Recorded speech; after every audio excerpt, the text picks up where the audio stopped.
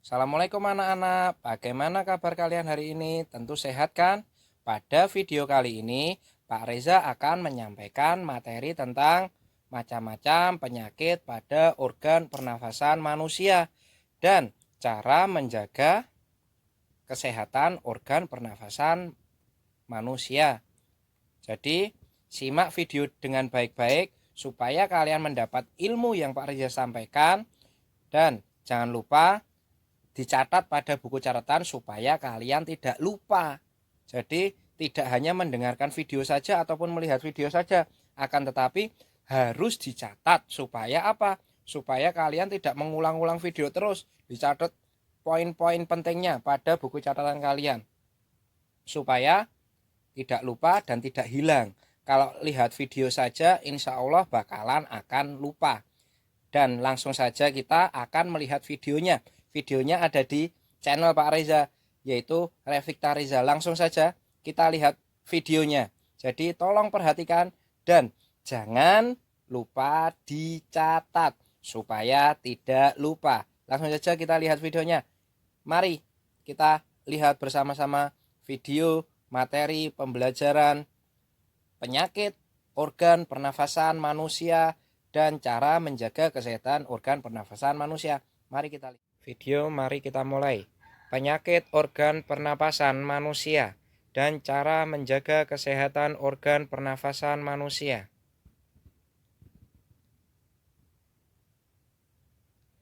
Penyakit pernafasan manusia yang pertama yang akan kita bahas adalah asma.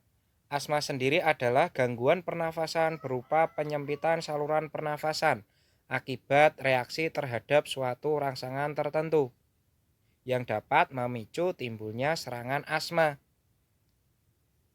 Pemicu asma antara lain serbuk sari bunga, debu, bulu binatang, asap, udara dingin, olahraga yang berat atau berlebihan, infeksi pada saluran pernafasan, dan lain-lain. Pengobatan penyakit asma adalah yang paling baik adalah mencegah pemicunya atau mencegah faktor pemicunya ataupun menghindari faktor pemicunya supaya tidak terjadi serangan asma. Seperti itu. Kedua, bronkitis. Bronkitis adalah suatu peradangan pada saluran bronkus. Saluran bronkus sendiri adalah percabangan tenggorokan, yaitu saluran udara yang menuju ke paru-paru kanan dan paru-paru kiri. Penderita bronkitis tersebut biasanya mengalami penyakit menahun, misalnya penyakit jantung, penyakit paru-paru, seperti itu. Untuk usia lanjut, bronkitis biasanya bisa lebih serius lagi. Serangan bronkitis berulang terjadi pada perokok. Jadi orang-orang perokok tersebut bisa terkena bronkitis, penyakit paru-paru ataupun penyakit pernafasan menahun, sehingga kalau bisa menghindari merokok ataupun jangan sekali-kali mendekati rokok ataupun mendekati orang yang merokok supaya tidak terkena asap rokoknya tersebut. Asap rokoknya saja berbahaya, apalagi kita merokoknya. Penyakit ketiga. Penyakit ketiga adalah influenza atau yang biasa disebut flu. Flu adalah penyakit menular yang disebabkan oleh influenza, virus influenza, melalui udara ataupun saat bersin. Gejala flu sendiri atau gejala influenza sendiri adalah antara lain demam, sakit tenggorokan, sakit kepala, hidung tersumbat, keluar cairan lendir dari hidung ataupun lewat mulut, batuk-batuk, lesu, tidak enak badan. Biasanya influenza yang terlalu parah akan menimbulkan penyakit lain, yaitu pneumonia. Pneumonia sendiri terjadi pada saluran pernafasan, yaitu alveolus sendiri. Kematian untuk anak-anak dan untuk orang berusia lanjut. Jadi pneumonia ini sangat berbahaya untuk anak-anak ataupun kakek-kakek, nenek-nenek yang sudah berusia lanjut. Selanjutnya adalah masa penularan influenza biasanya terjadi antara hari pertama sampai hari ketiga sejak kontak dengan hewan ataupun orang yang terkena flu.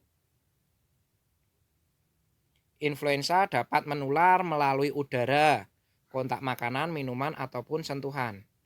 Oh, selanjutnya flu burung atau biasa disebut avian influenza oleh virus yang biasanya menjangkit burung ataupun mamalia.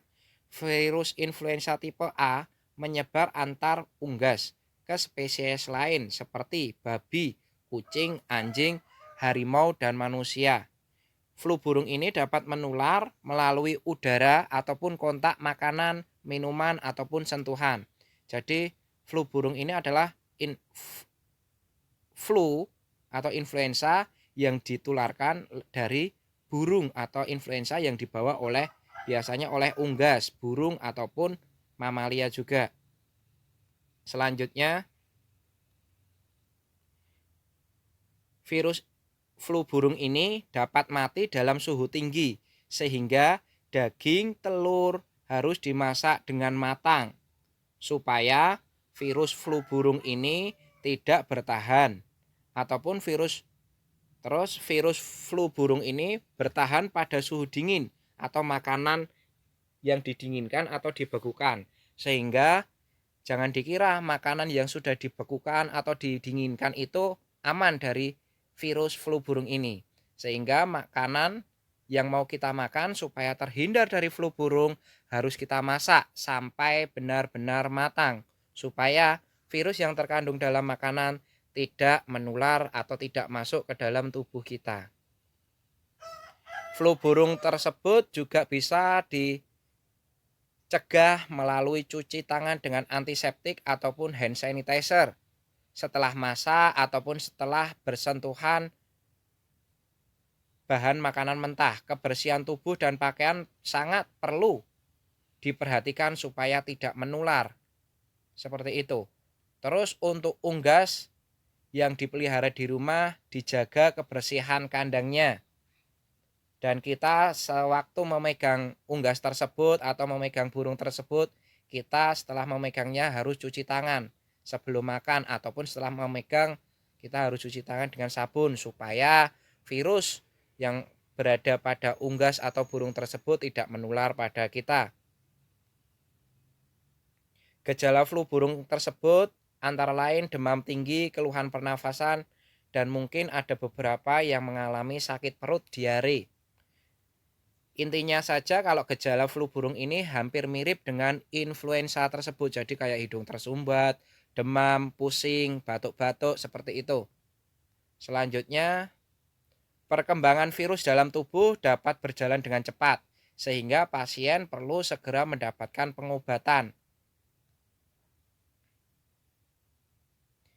Penyakit selanjutnya adalah TBC. TBC sendiri adalah penyakit infeksi pada saluran pernafasan yang disebabkan oleh bakteri tuberkulosa atau Mycobacterium tuberculosa. TBC dapat menular melalui udara yang tercemar oleh kuman TBC, masuk melalui hidung menuju ke paru-paru, berkembang terutama pada orang dengan daya tahan tubuh lemah. Dari sini kita dapat simpulkan untuk TBC sendiri dapat menular pada tubuh-tubuh yang daya tahan tubuhnya rendah atau lemah, sehingga kita harus supaya tidak terkena TBC menjaga kesehatan tubuh, menjaga daya tahan tubuh supaya kita terjaga ataupun terhindar dari penyakit-penyakit TBC, flu burung ataupun influenza. Yang kedua, dapat menyebar, jadi TBC tersebut dapat menyebar melalui pembuluh darah ataupun kelenjar getah bening ke seluruh tubuh. Tapi yang paling sering terkena yaitu paru-paru kita. TBC tersebut dapat disembuhkan kok dengan cara meminum obat secara rutin dan tidak boleh terputus. Kalau terputus kita ulang lagi obatnya supaya kesembuhannya menjadi sempurna dan tidak kambuh lagi ataupun tidak terserang TBC lagi. Penyakit selanjutnya, emfisema. Emfisema adalah hilangnya elastisitas alveolus. Elastisitas alveolus sehingga di sini alveolus adalah tempat pertukaran gas oksigen dan karbon dioksida yang berada di paru-paru. Alveolus sendiri seperti butiran-butiran gelembung-gelembung gas seperti itu. Jadi kalau memang alveolus tersebut ada udaranya maka akan mengembang. Dan kalau udaranya keluar akan mengempis. Nah, di sini emfisema ini adalah hilangnya elastisitas elastisitas alveolus. Sehingga volume paru-paru lebih besar dibandingkan orang sehat. Karena karbon dioksida yang seharusnya dikeluarkan dari paru-paru terperangkap di dalamnya. Ataupun sehingga karbon dioksida atau CO2 tersebut tidak dapat keluar dari paru-paru. Sehingga alveolus tersebut akan mengembang terus-menerus. Itulah penyakit emfisema. Penyebabnya seperti yang telah Pak Reza sebutkan sebelumnya, banyak penyakit yang disebabkan oleh asap rokok. Jadi tetap kita harus waspada dengan asap rokok. Gejala emfisema tersebut antara lain sesak napas dengan waktu yang lama dan tidak dapat disembuhkan dengan obat pelega biasa yang digunakan penderita sesak napas. Nafsu makan menurun dan berat badan pun juga ikut turun. Pencegahan dan solusinya adalah hindari asap rokok dan berhenti merokok. Dan makan makanan yang bergizi supaya badan tetap sehat. Penyakit selanjutnya, kanker paru-paru. Kanker paru-paru adalah tumbuhnya sel kanker pada jaringan paru-paru dan dapat menyebar pada bagian lain. Penyebab utama kanker paru-paru lagi-lagi adalah asap rokok. Asap rokok tersebut yaitu zat beracun yang dihisap puluhan tahun oleh si perokok tersebut. Ataupun dapat juga kanker paru-paru disebabkan oleh radiasi radioaktif seperti contohnya adalah radiasi HP. Ataupun kanker paru-paru juga dapat disebabkan oleh bahan kimia beracun seperti makan makanan yang mengandung pengawet, minuman-minuman yang berkarbonasi seperti itu, ataupun juga kanker paru-paru juga dapat disebabkan oleh stres ataupun keturunan. Gejala kanker paru-paru adalah batuk, sakit dada, sesak napas, batuk berdarah, mudah lelah dan berat badan turun. Gejala umumnya baru terlihat apabila kanker ini sudah tumbuh besar ataupun telah menyebar, sehingga hati-hati. Ingat, asap rokok ataupun rokok sangat berbahaya sehingga jangan sekali-kali dekati rokok karena dapat menyebabkan 1. Emfisema, 2. Asma, 3. Kanker paru-paru dan lain sebagainya, sehingga jangan sekali-kali mendekati rokok ataupun mendekati orang yang merokok. Selanjutnya, kelainan sistem respirasi. Ini Pak Reza ulang lagi, ada beberapa penyakit. Yang pertama adalah influenza. Seperti yang Pak Reza tadi, influenza adalah penyakit yang disebabkan oleh virus influenza dengan gejala antara lain pilek, hidung tersumbat, bersin-bersin, dan tenggorokan sakit. Kedua, asma seperti yang Pak Reza sebutkan tadi merupakan suatu penyakit penyumbatan saluran pernafasan atau penyempitan saluran pernafasan yang disebabkan oleh alergi terhadap rambut, bulu, debu ataupun tekanan psikologis. Asma bersifat menurun. Jadi kalau seumpamanya orang tua kalian memiliki asma, condong kalian dapat memiliki penyakit asma juga. Seperti Pak Reza almarhum bapaknya Pak Reza juga memiliki penyakit asma. Pak Reza juga alhamdulillah mendapatkan turunan dari penyakit asma tersebut.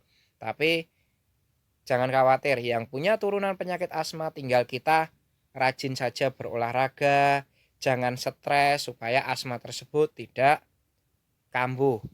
Seperti itu. Selanjutnya, kelainan sistem respirasi selanjutnya adalah tuberkulosis. Penyakit tuberkulosis seperti tadi yang Pak Reza jelaskan di awal, tuberkulosis disebabkan oleh bakteri tuberkulosa atau Mycobacterium tuberculosis atau tuberkulosa, sehingga difusi ataupun penyerapan oksigen menjadi sulit dikarenakan adanya bintil-bintil atau peradangan pada dinding alveolus. Nah, seperti itu contoh gambar paru-paru yang terkena bakteri virus bakteri Mycobacterium tuberculosa atau Mycobacterium tuberculosis.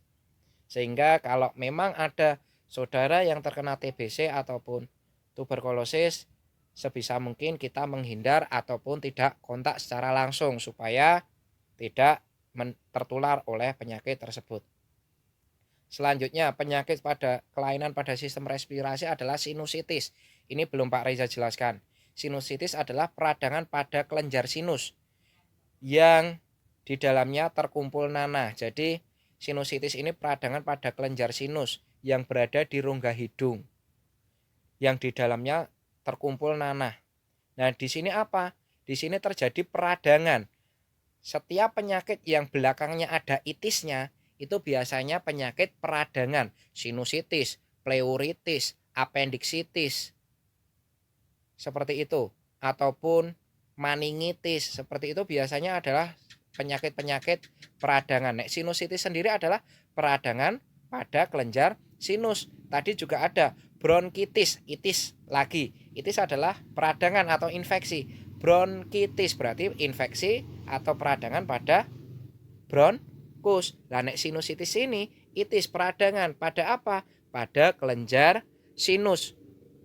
Kelenjar sinusnya kenapa? Radangnya kenapa? Nah, kelenjar sinus ini radangnya adalah tumbuh ataupun terkumpulnya nanah dalam kelenjar sinus tersebut sehingga menyumbat pernafasan ataupun menyumbat hidung kita sehingga kita sulit bernafas, ataupun gejalanya adalah kepala menjadi pusing, mata menjadi berat ataupun seperti pusing seperti itu. Jadi sinusitis ini juga termasuk penyakit berbahaya.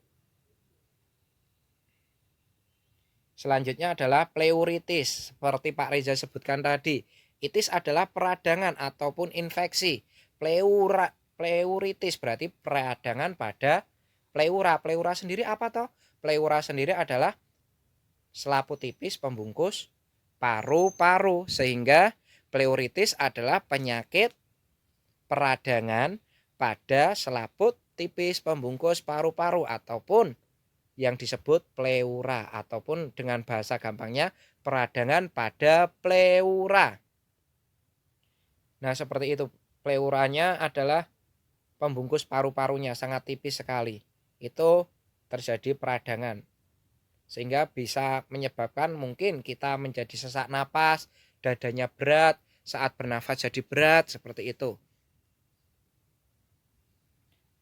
Faringitis. Lanjut lagi, ada itisnya lagi. Itis adalah peradangan, sehingga faringitis adalah peradangan pada faring. Faring itis. Itis peradangan, kalau bahasa gampangnya seperti itu. Faring adalah pangkal tenggorokan, sehingga faringitis adalah peradangan pada pangkal tenggorokan ataupun pada faring. Faring itu bukan pangkal tenggorokan, mohon maaf. Faring adalah tekak. Seperti itu. Jadi peradangan pada tekak ataupun pada percabangan antara saluran pernafasan dan saluran pencernaan. Seperti itu, sehingga peradangannya biasanya disebabkan oleh bakteri Streptococcus. Seperti itu. Jadi faringitis sendiri adalah peradangan pada faring ataupun tekak. Nah, peradangan pada faring seperti itu biasanya kalau pada gambar ataupun kalau kita lihat nanti biasanya berwarna merah ataupun seperti kita terkena radang tenggorokan, seperti itu. Kelainan sistem respirasi atau pernafasan yang lainnya adalah laringitis.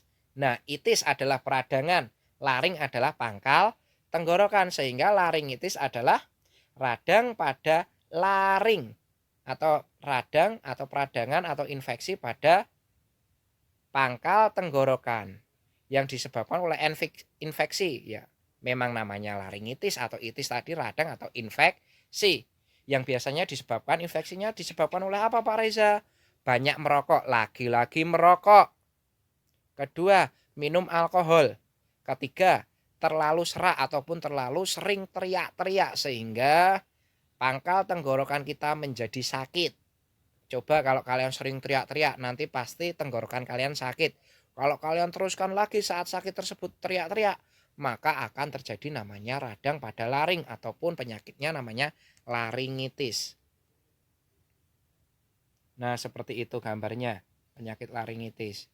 Selanjutnya, tadi sudah Pak Reza bahas, bronkitis. Itis adalah peradangan. Bronkitis, bron berarti penyakit. Itis berarti peradangan. Pada apa? Pada bron. Bron apa? Pada organ pernafasan apa nek bron itu? Berarti pada organ pernafasan bronkus. Bronkitis adalah peradangan pada bronkus ataupun percabangan dari tenggorokan. Seperti itu. Jadi cabang dari trakea namanya bronkus. Nah, pada bronkus tersebut terjadi peradangan. Peradangan tersebut disebabkan oleh apa? Oleh infeksi. Infeksinya dari apa Pak Reza?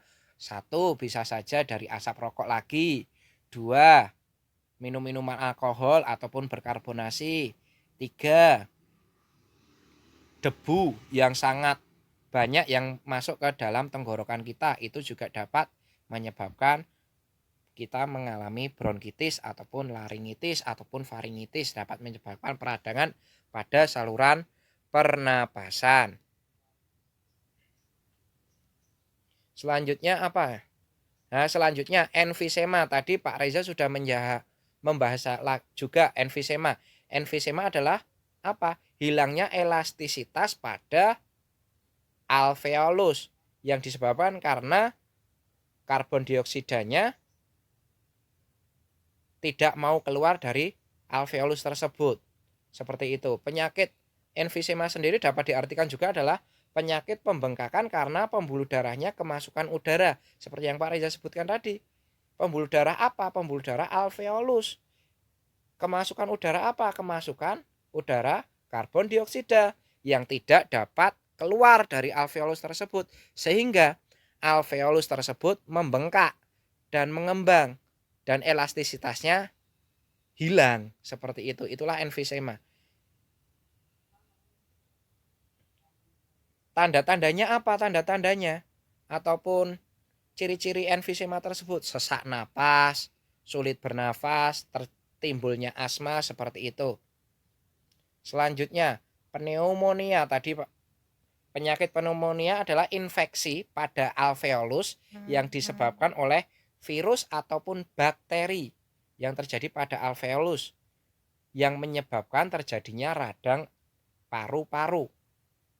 Biasanya virus atau bakteri ini akan menyebabkan alveolus ini menghasilkan cairan. Cairan yang berlebih yang terdapat pada paru-paru. Seperti itu sehingga kita akan mengalami kesulitan bernapas. Sehingga pada paru-paru terjadi peradangan karena ada cairan tersebut, ada bakteri atau virus tersebut, paru-paru kita akan mengalami peradangan. Seperti itu. Dua penyakit ini kadang-kadang anak-anak pada tertukar antara emfisema dan pneumonia. Ingat, kalau emfisema adalah hilangnya elastisitas alveolus yang disebabkan oleh karbon dioksida yang banyak yang masuk ke dalam alveolus sehingga alveolus mengembang terus-menerus dan hilang elastisitasnya. Sedangkan pneumonia adalah radang paru-paru yang disebabkan oleh virus ataupun bakteri yang menyerang pada alveolus. Jadi tolong dibedakan. Ini pneumonia dan emfisema ini soalnya pernah keluar pada ujian nasional. Jadi harap diperhatikan antara emfisema dan pneumonia. Pneumonia disebabkan oleh virus ataupun bakteri. Emfisema disebabkan oleh hilangnya elastisitas alveolus karena kemasukan karbon dioksida yang sangat banyak dan tidak dapat keluar dari alveolus tersebut. Selanjutnya, kanker paru-paru. Kanker paru-paru seperti yang Pak Reza sebutkan tadi disebabkan oleh banyak merokok, minum minuman berkarbonasi ataupun minum minuman beralkohol seperti itu. Selanjutnya penyakit, seperti yang Pak Reza sebutkan, penyakit ini disebabkan oleh kebanyakan merokok, menghirup asap rokok, debu asbes, radiasi, produk petroleum. Produk petroleum ini seperti yang kalian sering lakukan saat orang tua kalian beli bensin, kalian mencium tutup bensinnya tersebut. Baunya enak, padahal itu adalah dapat memicu tumbuhnya sel kanker pada paru-paru kita. Dan produk-produk kromium itu seperti logam seperti itu, baunya juga lumayan menyengat. Selanjutnya, gambar kanker paru-paru tersendiri adalah seperti itu. Paru-parunya berubah menjadi hitam. Dan kanker paru-paru ini dapat menyebar loh anak-anak dan dapat membunuh kita. Ingat, kanker itu penyakit yang sangat berbahaya sekali. Sehingga kalau kita terkenanya, pasti sebagian besar yang terkena kanker kebanyakan adalah meninggal dunia. Sehingga kalau bisa kita menghindari rokok supaya terhindar dari penyakit-penyakit pernafasan yang sangat berbahaya. Selanjutnya, bagaimana cara pengobatan penyakit pernafasan tersebut tadi? Yang pertama, penyakit apa tadi? Influenza. Untuk anak-anak dan orang dewasa, influenza adalah penyakit yang bisa sembuh sendiri dalam 1 minggu. Namun untuk orang yang tidak sehat atau daya tahannya menurun, influenza bisa berakibat fatal. Sehingga influenza tersebut, cara pengobatannya gimana? Istirahat teratur, makan makanan bergizi, hindari tempat berdebu. Yang jelas, istirahat teratur supaya segera sembuh dan makan makanan bergizi. Asma, pengobatannya, penyakit asma tidak dapat disembuhkan. Waduh, bahaya banget ini. Penyakit asma tidak dapat disembuhkan. Dan obat-obatan yang ada saat ini hanya berfungsi menghilangkan gejala. Namun jadi asma ini tidak dapat disembuhkan, cuman dapat menghilangkan gejalanya, menghilangkan sesak nafasnya. Namun penyakit asma tersebut dapat dikontrol. Dengan cara gimana?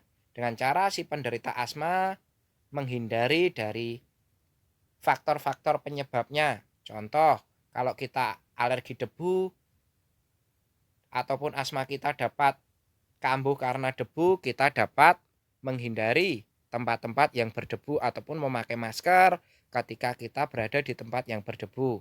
Kedua, kalau asma kita dapat kambuh karena stres, sebisa mungkin kita itu hidup dengan santai, jangan stres, ataupun hidup dengan gembira. Seperti itu, supaya tidak kambuh asmanya. Selanjutnya, tuberkulosis. Tuberkulosis sendiri tadi penyakit yang disebabkan oleh bakteri tuberkulosis, Mycobacterium tuberculosa. Jadi bakteri harus dibunuh dengan obat, tidak dapat dibunuh dengan istilahnya dengan cara beristirahat, itu kurang efektif. Jadi tuberkulosis atau TBC ini dapat disembuhkan atau pengobatannya dengan cara obat. Obat-obatan yang umum diberikan adalah isoniazid dan rifampin sebagai pengobatan dasar bagi penderita TBC. Namun karena adanya kemungkinan resistensi dengan kedua obat tersebut, maka dokter akan memutuskan memberikan tambahan obat seperti pyrazinamid dan streptomycin sulfat ataupun etabutanol HCl sebagai satu kesatuan yang dikenal triple drug. Seperti itu. Jadi kalau dokter tersebut mengasih obat seperti rifampin ataupun isoniazid, itu bakteri tersebut cuma diberi obat tersebut, bakteri akan resisten. Resisten apa tuh Pak Reza? Resisten adalah bakterinya akan kebal kalau diberi obat-obatan tersebut. Supaya tidak kebal, bakterinya ditambahi obat antara lain seperti pirasinamid dan streptomisin sulfat ataupun etabutanol HCl. Jadi ditambahin obat-obat tersebut supaya bakterinya tidak resisten ataupun tidak kebal terhadap obat tersebut. Seperti itu. Jadi tuberkulosis hanya dapat disembuhkan lewat pengobatan. Selanjutnya sinusitis. Sinusitis tadi adalah pembengkakan pada kelenjar sinus ataupun peradangan pada kelenjar sinus. Timbul nanah biasanya. Jadi sinusitis ini dapat disembuhkan dengan cara mudah, tidak dengan cara obat, yaitu dengan memberi herbal pada sekitar hidung. Jadi memberi wangi-wangian seperti minyak kayu putih seperti itu pada hidung, pipi, kelopak mata supaya sinus,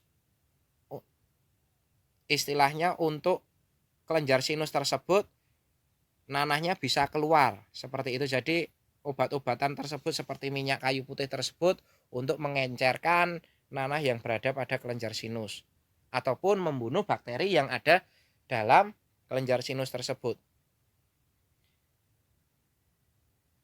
Seperti itu. Ataupun kalau pun sinusitisnya sudah parah, dikasih obat istilahnya lewat pengasapan atau penguapan tersebut tidak sembuh, lewat obat yang kita makan juga tidak sembuh, sinusitis ini hanya dapat disembuhkan terus nanti dengan cara operasi kalau sinusitisnya sudah sangat parah dan menjalar ke seluruh wajah seperti itu. Selanjutnya, pleuritis. Pleuritis ini dapat disembuhkan dengan cara pengoperasian dengan cepat karena dapat mengakibatkan kanker paru-paru. Jadi pleuritis ini dapat sembuh dengan cara dioperasi dengan cepat, karena kalau tidak dengan cepat nanti dapat istilahnya dapat menjadi lebih parah, yaitu lebih parahnya adalah menjadi kanker paru-paru. Faringitis. Faringitis dapat disembuhkan untuk mengurangi nyeri tenggorokan, diberi obat pereda nyeri analgetik ataupun obat hisap atau obat kumur dengan larutan garam hangat sehingga supaya tenggorokan kita hangat. Jadi faringitis ini dapat disembuhkan dengan cara kita berkumur dengan air hangat yang dicampur garam ataupun dapat kita minum minuman jahe hangat seperti itu supaya tenggorokan kita tidak sakit lagi.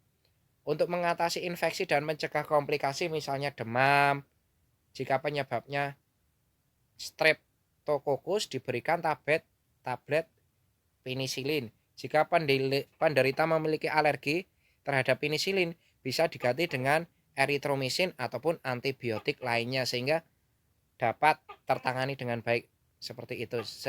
Jadi kalau faringitis ini terjadi infeksi yang lebih parah, itu biasanya dokter akan memberikan obat-obatan seperti antibiotik. Kalau memang alergi antibiotik ataupun alergi penisilin dapat diganti antibiotiknya antara lain eritromisin ataupun ciprofloxacin seperti itu ataupun yang lain-lain supaya infeksinya segera sembuh kalau menggunakan obat-obatan antibiotik.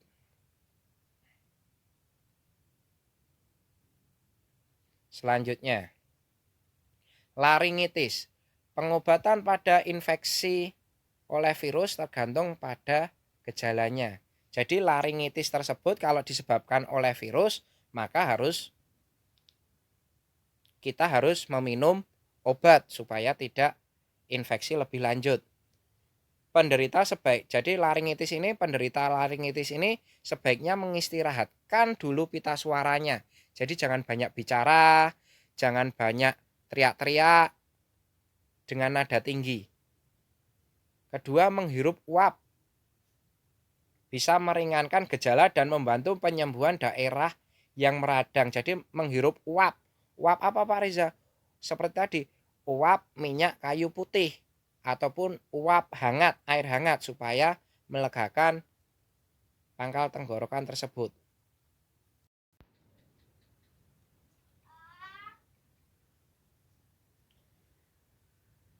Pengobatan pada bronkitis.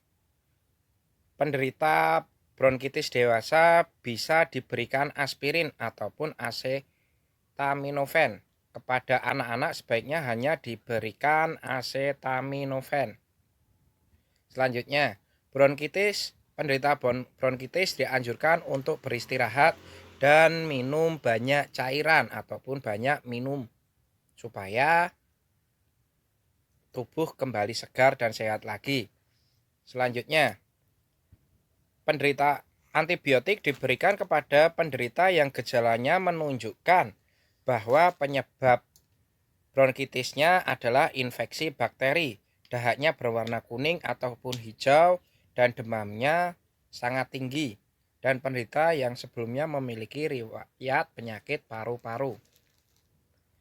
Kepada penderita dewasa diberikan trimethoprim, sulfamethoxazole, tetrasilin, dan ataupun ampicillin. Selanjutnya,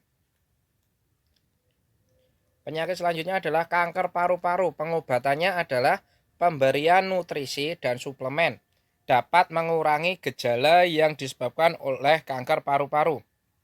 Vitamin D dan besi ataupun Fe sangat baik untuk diberikan kepada penderita penyakit kanker paru-paru. Begitu pula dengan makanan antioksidan seperti blueberry, ceri, dan buah tomat. Kanker paru-paru yang parah harus segera dilakukan tindakan operasi pembedahan mengangkat sel kankernya supaya tidak menjalar ke seluruh tubuh, ataupun terapi radiasi, terapi kemoterapi, dan tindakan penyuntikan. Selanjutnya,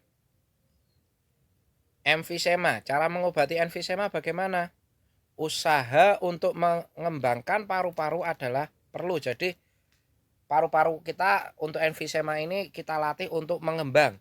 Ini termasuk atau kemasukan satu strain pada jantung untuk mengepam darah kepada paru-paru. Emfisema ini juga dapat ditolong dengan cara memakan makanan yang mengandung banyak vitamin C.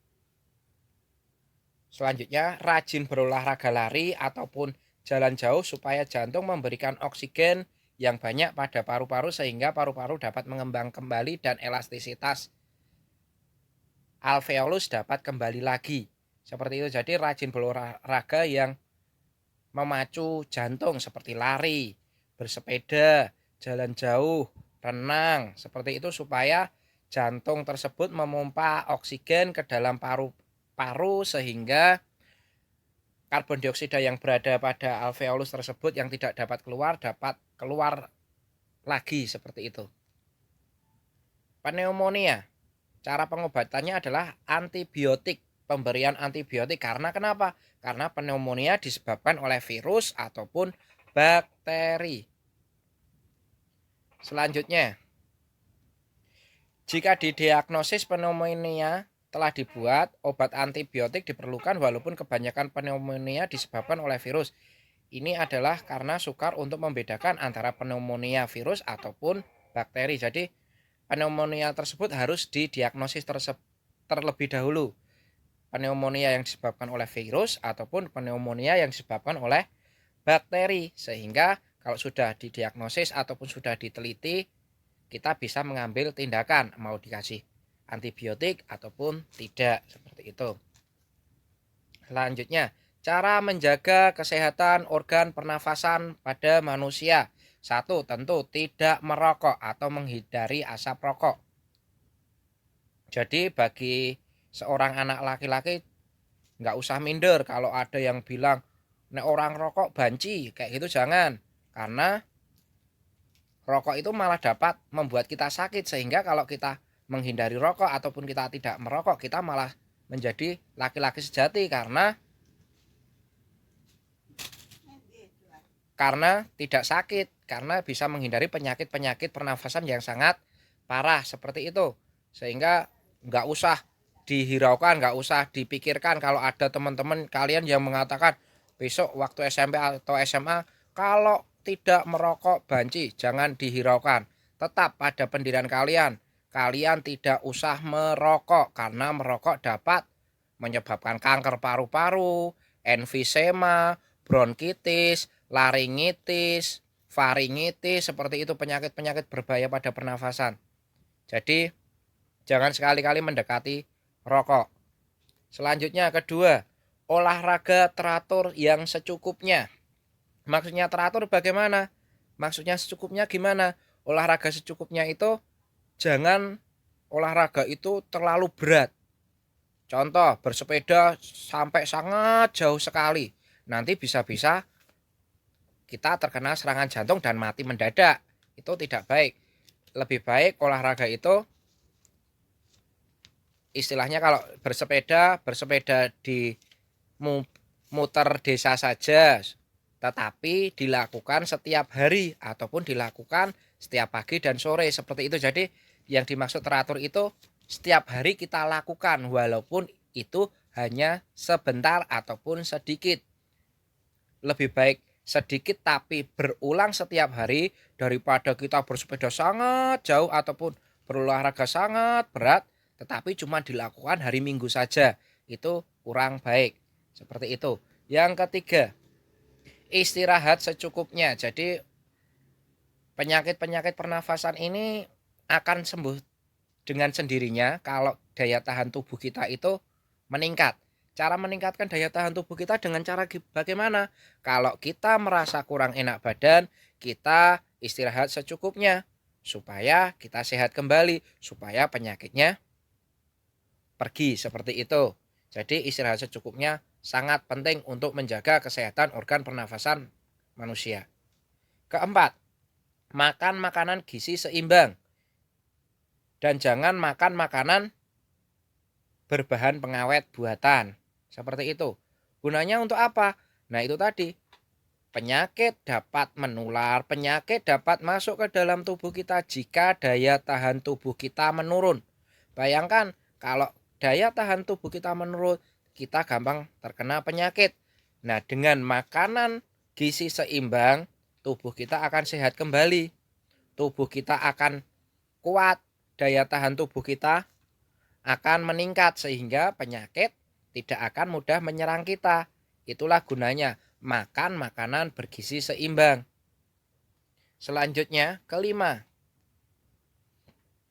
menggunakan masker saat di tempat yang berdebu ataupun tempat yang kotor. Nah, ini cuman untuk menjaga supaya debu ataupun kotoran ataupun bau menyengat itu tidak masuk ke dalam hidung kita, tidak masuk ke organ pernafasan kita, sehingga organ pernafasan kita tetap bersih, tetap aman, tidak terkena penyakit seperti itu.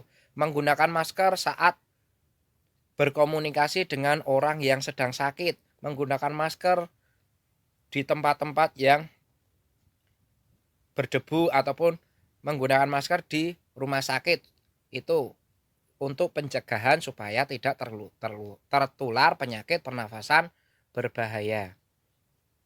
Selanjutnya, nah ini bahaya rokok bagi kesehatan organ pernafasan. Apa toh bahaya rokok tersebut? Ya tadi itu, satu, menyebabkan sakit. Kenapa kok menyebabkan sakit? Rokok itu mengandung apa saja toh? Satu, rokok mengandung karbon monoksida. Kalau dalam bahasa kimianya disebutnya gas CO atau bahasa kerennya adalah karbon monoksida. Karbon monoksida ini apa? Merupakan suatu zat ataupun merupakan suatu gas yang dapat mengikat oksigen dalam darah kita. Sehingga darah kita ataupun tubuh kita akan kekurangan oksigen. Kalau kita menghirup karbon monoksida, kita akan kekurangan oksigen sehingga tubuh kita akan lemas. Sehingga kita akan lemas dan lama-kelamaan kalau lemas akan mati. Itulah karbon monoksida. Selanjutnya, tar. Tar ini apa Pak Reza? Tar ini cairan berwarna hitam. Biasanya untuk bahan baku pembuatan aspal. Nah, kalau kita merokok sama aja kita kayak ngemut aspal. Kayak istilahnya menghisap aspal. Mau kalian menghisap aspal? Tentu nggak mau kan? Nah, kalau kita menghisap rokok, tar tersebut akan masuk ke dalam tubuh kita dan menempel pada organ-organ pernafasan kita, sehingga paru-paru akan menjadi hitam seperti kanker paru-paru tadi. Itu disebabkan oleh tar ataupun merupakan suatu zat yang berwarna hitam, bahan dasar pembuatan aspal, sehingga rokok itu sangat berbahaya. Selanjutnya, nikotin. Nikotin adalah merupakan zat yang dapat memengaruhi sistem saraf. Nikotin ini biasanya menyebabkan kita kecanduan juga. Sehingga kalau kita sudah merokok 1 kali, itu akan pengen merokok lagi. Kalau kita merokok 2 kali, pengen merokok lagi. Ataupun kalau kita sudah terbiasa merokok, kalau kita akan berhenti merokok, biasanya mulutnya menjadi terasa pahit. Kalau orang-orang kata orang-orang seperti itu. Kalau habis makan orang rokok, mulutnya jadi pahit ya. Nah, seperti itu. Jadi, apa yang menyebabkan pahit ini? Ya karena penyebabnya adalah kita sudah kecanduan. Kecanduan apa yang menyebabkan kita kecanduan? Yang menyebabkan kecanduan adalah nikotin yang terkandung dalam rokok tersebut. Nah, bahan-bahan di dalam rokok yang berbahaya Pak Reza tampilkan seperti ini. Dalam satu batang rokok terdapat tuh butan. Butan itu adalah apa namanya? Seperti gas pada korek gas. Seperti itu. Kadmium adalah bahan pada batu baterai. Stearic acid pada lilin. Tuh, sangat berbahaya. Toluen itu racun. Nikotin itu pada obat serangga. Tar ini tadi apa? Bahan dasar pembuatan minyak, pembuatan aspal. Arsenik itu juga racun. Karbon monoksida adalah gas yang dapat mengikat oksigen dalam darah kita sehingga kita dapat kekurangan oksigen. Metanol itu adalah seperti bahan bakar bensin seperti itu. Jadi sangat sekali berbahaya rokok tersebut. Jadi kita wajib menghindari rokok. Kita wajib tidak merokok. Kalau ada dekat kita merokok aja, kita juga pergi. Tidak boleh kita menghirup asap rokoknya karena kandungan rokok tersebut sangat berbahaya. Contoh asapnya aja mengandung bahaya butan tuh. Butan itu adalah bahan baku pembuatan korek gas seperti itu. Jadi sangat berbahaya sekali. Jangan sekali-kali merokok ya anak-anak. Selanjutnya, pesan dari Pak Reza. 1. Jangan sekali-kali kalian mencoba rokok karena sangat berbahaya dan tidak baik buat organ pernafasan. 2. Rutinlah berolahraga walaupun hanya sebentar. Olahraga yang baik untuk pernafasan apa Pak Reza? 1. Renang. 2. Sepedaan atau goes, sekarang baru zamannya. 3. Jogging ataupun lari kecil-kecil. Muter komplek atau muter lapangan ataupun muter desa. 3. Selanjutnya 4. Yoga. Olah pernafasan seperti itu.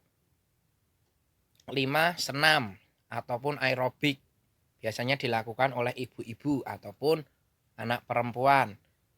Sebentar tapi rutin. Itulah olahraga yang baik, bukan jauh tapi cuma 1 hari sekali. Itu kurang baik. Lebih baik sebentar tapi rutin. Jadi ingat, rutinlah berolahraga walaupun hanya sebentar.